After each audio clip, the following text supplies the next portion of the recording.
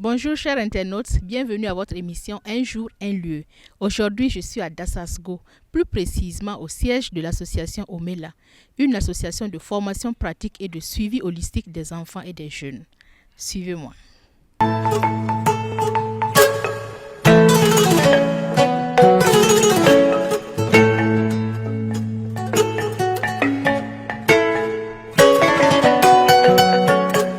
Je suis avec le président de l'association Omela, M.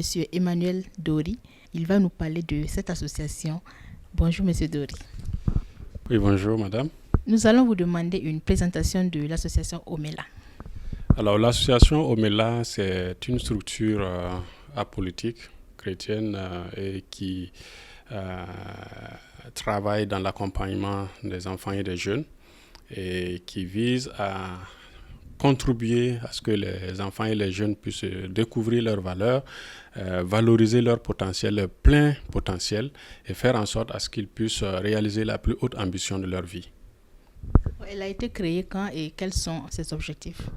Il faut dire que c'est une structure jeune qui est créée à peine une dizaine d'années, qui travaille dans plusieurs domaines, notamment l'innovation et la créativité, qui vise à faire en sorte que les enfants et les jeunes deviennent des porteurs de solutions, qu'ils soient à même donc de contribuer au développement endogène à travers leur génie créatif, parce que les enfants sont assez ingénieux et nous créons l'espace pour eux, des espaces assez stimulants, et nous leur permettons aussi de se frotter à des seniors en termes donc d'inventeurs, d'ingénieurs pour donner lieu à des échanges d'orientation et de mentorat aussi, parce que nous faisons le mentorat holistique pour permettre à ce que les jeunes soient accompagnés et orientés par les aînés, les anciens. Nous faisons également l'écoute et suivi conseil pour particulièrement les adolescents qui sont assez curieux et qui ont assez d'interrogations, qui ont besoin d'oreilles attentives pour pouvoir justement répondre à leurs questionnements, quelquefois axés sur l'éducation, axés sur la famille, axés sur la vie sociale, etc., etc. Donc, véritablement, c'est un espace de confidence que nous leur offrons et c'est assez bienveillant pour permettre à ce qu'ils soient à l'aise de partager et de découvrir pour éviter qu'ils aillent eux-mêmes chercher là où il ne faut pas et se retrouver dans des situations irréparables. Nous faisons l'éducation pour donner lieu à des enfants qui sont dans des situations d'incapacité à poursuivre leur école. Et nous faisons aussi un travail de sensibilisation, un travail de plaidoyer pour tout ce qui concerne les sujets de citoyenneté, les sujets donc de participation citoyenne, civique, pour que les enfants, non seulement ils puissent avoir les connaissances, mais aussi qu'ils puissent aussi avoir le savoir-vivre, parce que les deux se complètent pour faire en sorte à ce que ce soit équilibré. Et comme nous sommes une structure confessionnelle, bien évidemment, nous travaillons aussi à rappeler à chacun qu'il est essentiel d'avoir un impact social, mais encore faut-il que cet impact corresponde aussi à ce pourquoi on est né. Est-ce que vous avez des grandes activités comme ça que vous faites avec les enfants? Quelques activités? D'abord, pour l'innovation et la créativité, nous avons ce que nous appelons la FIPEC Faso, la Foire internationale des petits génies du Faso, que nous organisons au niveau national, mais qui a une portée internationale et que nous voulons vraiment au cœur de la mobilisation des enfants et des jeunes ingénieux à faire valoir leurs talents. Nous l'avons réalisé l'année en cours, en mai dernier, comme une première édition qui a fait un grand succès et nous pensons que c'est quelque chose qui doit se poursuivre avec les années à venir. Et nous faisons aussi le mentorat et c'est tout un programme organisé autour donc des cohortes que nous recrutons pour les enfants et les jeunes qui pensent qu'ils ont besoin de mentors parce que c'est très important. Nous les organisons et nous organisons leur formation, nous organisons leur accompagnement par des mentors aussi qui sont professionnellement formés et qui arrivent donc à les tenir pendant un temps et à la suite on fait des évaluations pour voir les progressions. Nous faisons aussi des activités de formation en fonction des besoins exprimés par les jeunes.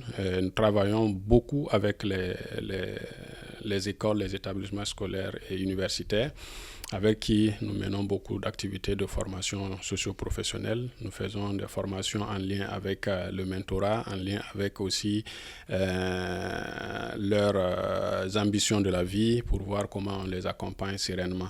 Nous essayons également, comme on peut, de faciliter le travail de la DGCOP, qui nous accompagne énormément et qui fait beaucoup en termes donc, d'orientation scolaire et académique.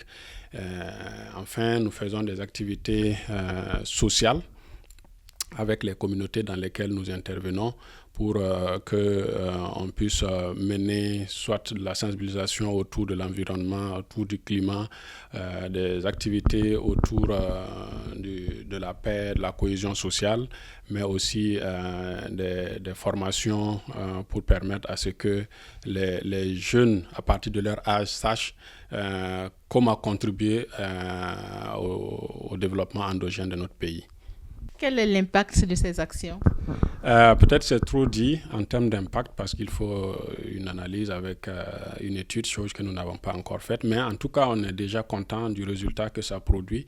L'effet que ça fait de voir aujourd'hui à travers donc, nos activités, particulièrement sur l'innovation et la créativité des enfants et des jeunes, qu'il y a un engouement au-delà du cadre restreint au niveau national déjà. On peut voir un très grand engouement des communautés, particulièrement les enfants et les jeunes, mais aussi les autorités qui accompagnent. Quelles sont vos ambitions et perspectives? Nous voulons émailler l'ensemble du territoire pour faire en sorte à ce qu'on puisse se rapprocher davantage aux jeunes et aux enfants à travers le Burkina et travailler à augmenter notre impact. Mais nous voulons également réussir au-delà de toucher plusieurs, nous voulons réussir à créer des modèles, des enfants modèles de succès et qui vont par la suite être le relais pour que l'impact soit durable, de telle manière à ce qu'il n'y ait pas de relâchement après et que notre programme puisse véritablement contribuer de façon durable dans son domaine d'expertise. Et nous sommes axés sur des aspects assez innovants et qui sont des domaines très nouveaux. Et nous voulons véritablement vulgariser ça et nous faire accompagner par des acteurs qui croient en ça et qui estiment qu'au niveau national, on peut trouver des structures viables capables donc de porter ça et de faire en sorte à ce que ça contribue à la réalisation des politiques nationales. Mesdames et messieurs, c'était votre émission Un jour, un lieu. J'espère que vous avez aimé. À bientôt pour une nouvelle découverte.